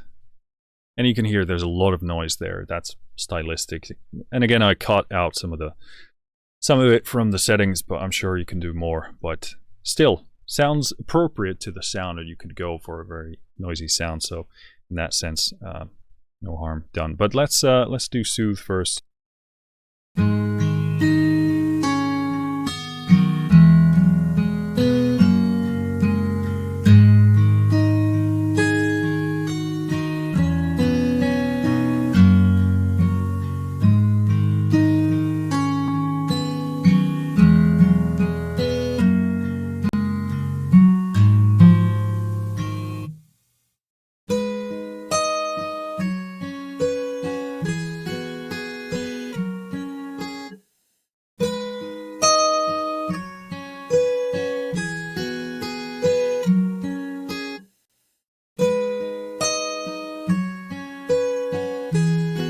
So this is probably the best situation here in the entire demonstration where Soothe really shines, because without it, a lot of these high guitar note things get super resonant and unpleasing, and here's where it just automatically brings them into a beautiful balance.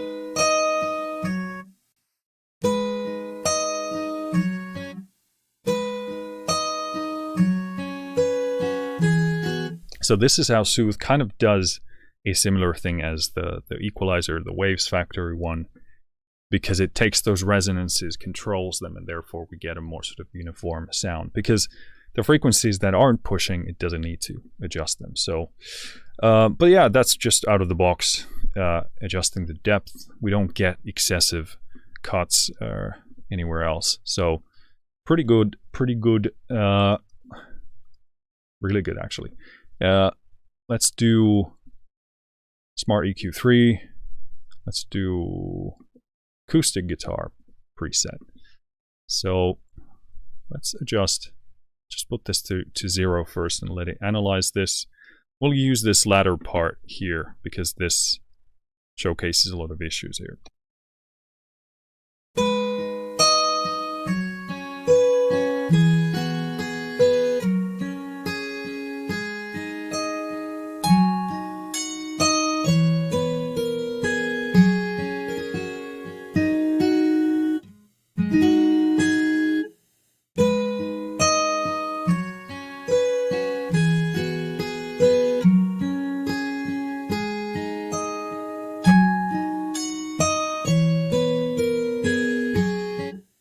So that's really, really interesting. Obviously here it's getting a lot of high information, so it's boosting quite a bit of this lower end here around the 100 hertz up to about 400, and then controlling some of these highs here. So let's do the lower part as well.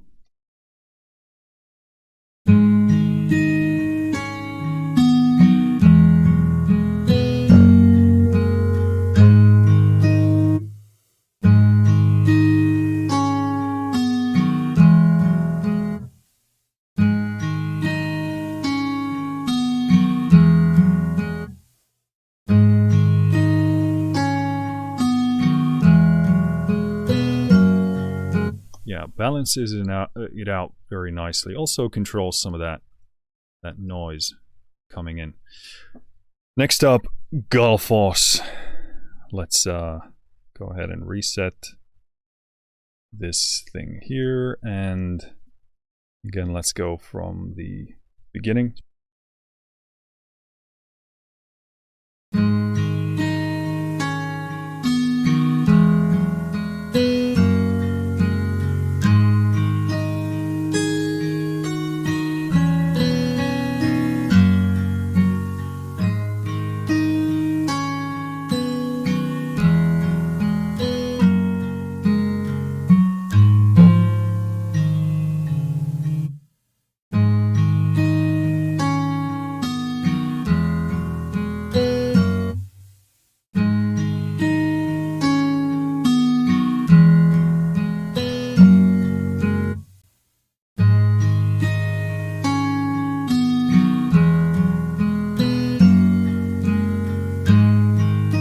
Yeah, clear improvement, opens up things very nicely, pulls them. Again, it's a subtle, well, it's an apparent thing, but in terms of the intensity of it, it's a subtle thing. Kind of, again, kind of a final polish type of stuff. Equalizer, very interested in hearing what this sounds like. Again, we have a ton of noise. Stylistically, that's what the sound itself is going for, but interesting in seeing how this handles it.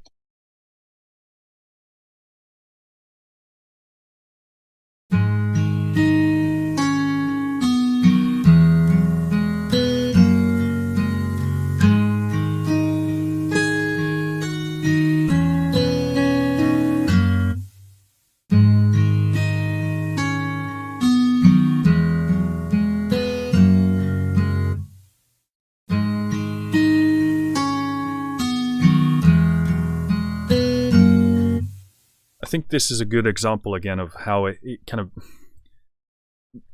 juices it up in a very nice way. But if you're going for that kind of sound, which again is supposed to be kind of round, resonant, homely, warm, you don't necessarily want to bring too much, essence into it. But it does again polish this up very nicely. I'm gonna cut out the high end here as much as possible.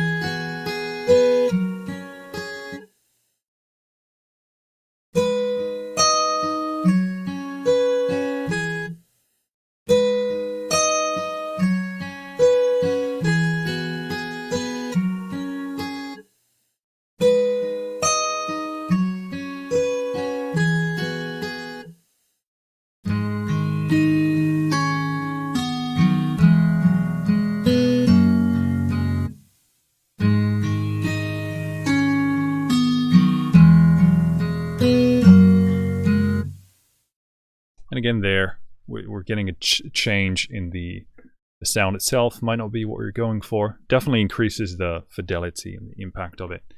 So let's do a comparison thingy-majingy here. So pull these, all of these up here.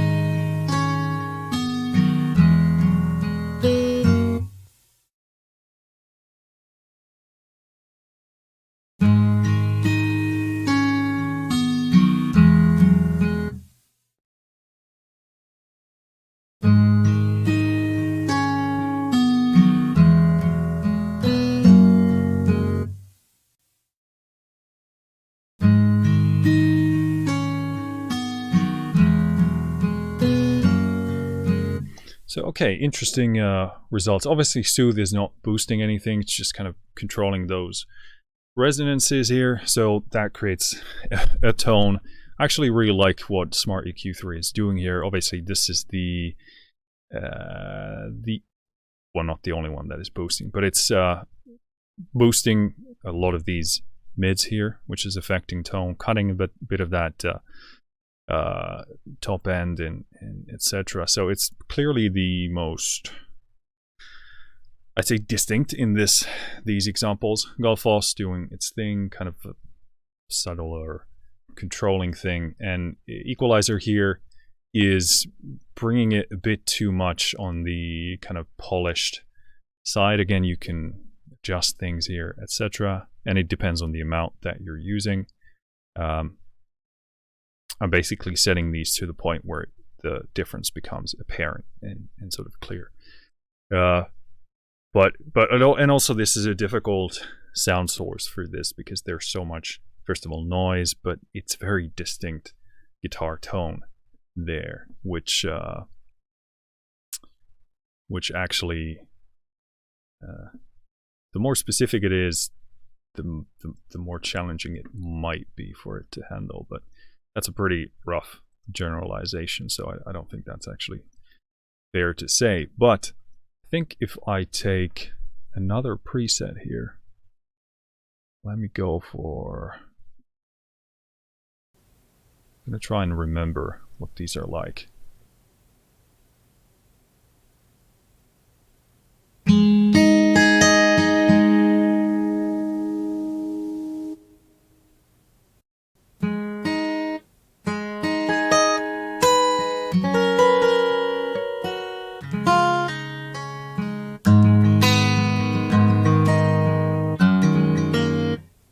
Sounds pretty good.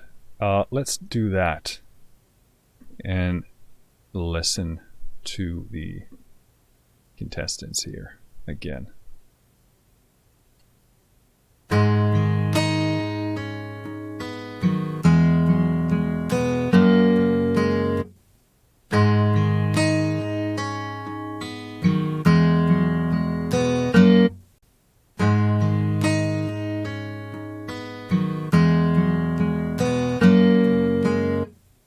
So I really like that because Soothe is basically taking all of the excess stuff and controlling that very nicely. So let's give Smart EQ another chance of profiling this sound.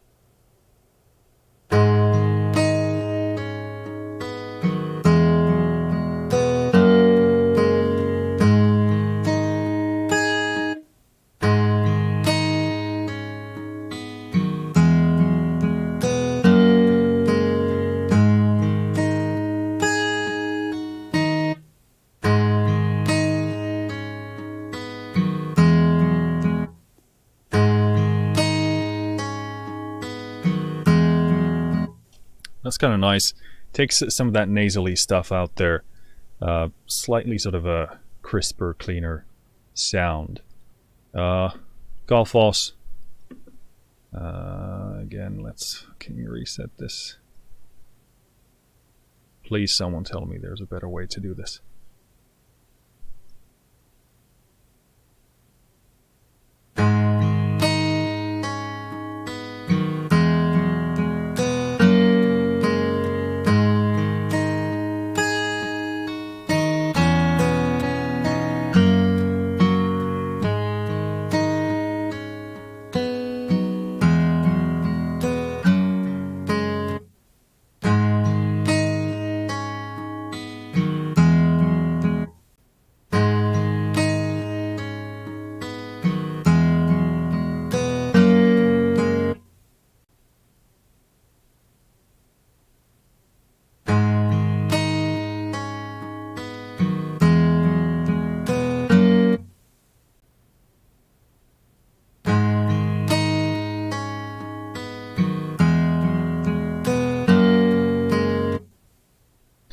And again, definitely improves the clarity. Let me actually listen to that again.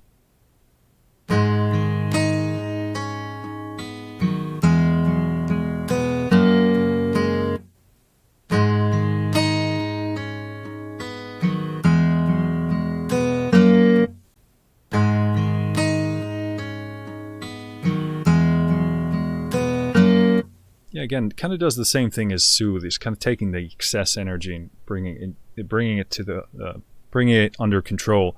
Some of the boosting, maybe a bit too much of that brightness. I would cut more of it out, but yeah, very, very clear improvement. Let's go ahead and reset this.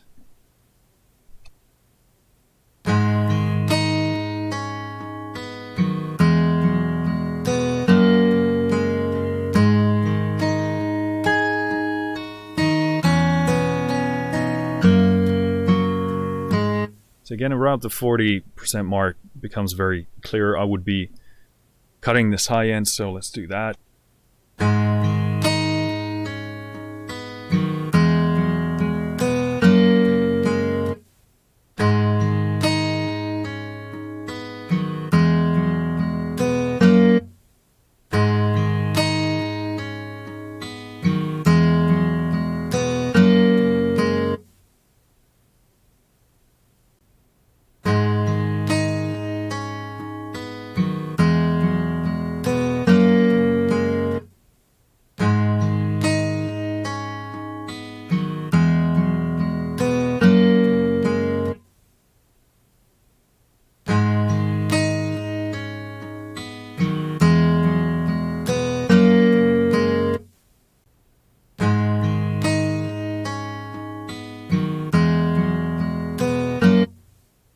Again, the equalizer is just breathing something into it. Sounds like it's kind of juicing it up, giving it that kind of different vibe and soul, which is really amazing because these other ones, all of these tools, they improve the sound, but they don't, breathe something extra into it.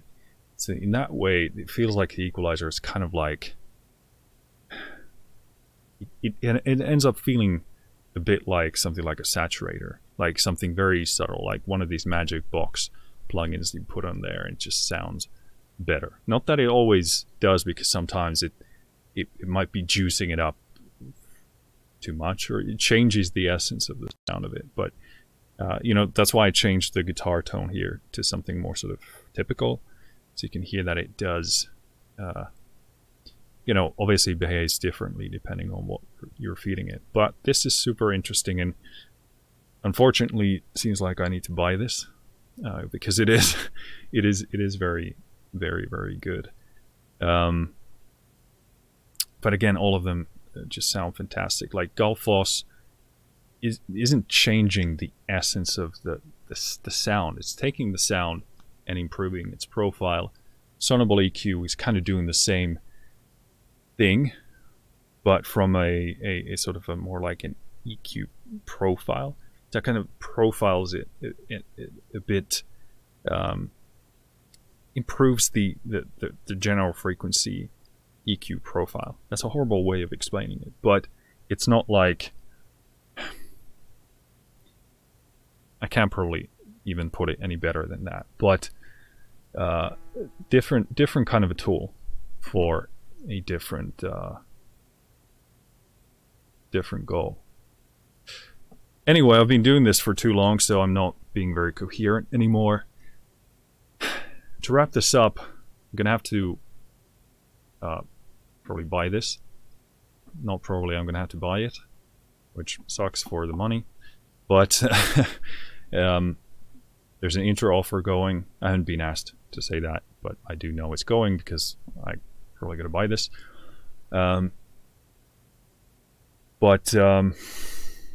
Yeah, very impressed. To me, it's doing that very distinct thing. It's kind of juicing the sound up. And again, Gullfoss is doing a distinct thing because it's taking the sound and just slightly sculpting it to be better received by your ears and across a mix on individual tracks and the master. It's a massive tool. Like, it does so much. It's an amazing thing. Smart EQ, I find that it kind of really well profiles your sound and gives it a better general balance. It tends to improve the EQ profile of it. I can't really put it into better words, can I? No, I've already tried like 2 or 3 times, so probably not. But definitely a useful tool. It just doesn't do that kind of final polish. It's a more general balance kind of a thing compared to Gullfoss. And Soothe here, obviously it didn't boost anything here, but here it just brought a better general balance to the sound. So super impressive. But again, don't want to do Soothe dirty because it's not really exactly a very similar kind of tool than these 3 ones. But again, if you know what you're doing, you can get to the same results. It just takes a lot more work here. So I don't think I can do it justice, but hopefully that helped Soothe a bit more. But definitely, this comes on top 9 out of 10 times when you're dealing with troublesome sounds that really have clear issues you want to go and deal with. And I actually haven't used it as this kind of a, let's say, kind of an equalizer kind of a tool, which it absolutely, to my understanding, based on what I understand about the tech of it, can do similar things. You just need to control what you want to do and where, and you don't have to do that with Equalizer here. And again, I think you could argue that depending on the sound, you could just max out the Soothe effect to control the resonances to match the other elements that don't resonate as much. Then I don't know how you would. Maybe you could increase the I don't know, drive it harder, I guess. I don't know. Anyway, all of these are fascinating tools. I'm not making any sense at this point, so I should stop talking as quickly as possible. I don't know if we're crashing, we're getting the spinning wheel of death. All of them amazing, all of them have their own place, and in fact I would not be a stranger to using them all in a single chain. They do different things. Soothe, great resonance controller. Smart EQ improves the general EQ profile of your sound, better general balance. Gullfoss, absolutely amazing at finalizing your sound, really fine-tuning it to the listener's ear. And Equalizer, to me, seems to just breathe a lot of soul and life into your sound, kind of juices it up, makes it just bigger and more pleasant to listen to. So I don't know. I haven't seen anyone describe Equalizer like that. So I would be interested in hearing other people's thoughts on that. But yeah, a lot of people have been praising it and that it just makes things better. And now I understand from my point of view how that could be for me. So yeah, I'm gonna have to end up getting this one. So really good work by Waves Factory, really cool stuff.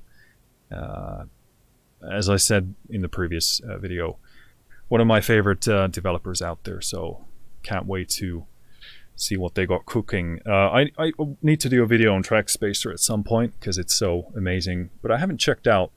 I have a cassette from them, which is probably the best cassette, C cassette, yeah, emulator thingy plugin, amazing. But I haven't checked out the other ones, the Spectre and Quantum. But this makes me curious because this is very, very impressive. And this plugin here is what sparked this comparison. Anyway, for a long time I've been thinking about doing a comparison between Gullfoss and Smart EQ and Soothe, but this one really made us do it here. So glad to have this in the world. That's super, super exciting. So hopefully this helped you out. I'm gonna take myself in here. This is a long video. I have a call incoming. Thanks for listening. Thanks for watching. I'll see you next time. Take care. Finished.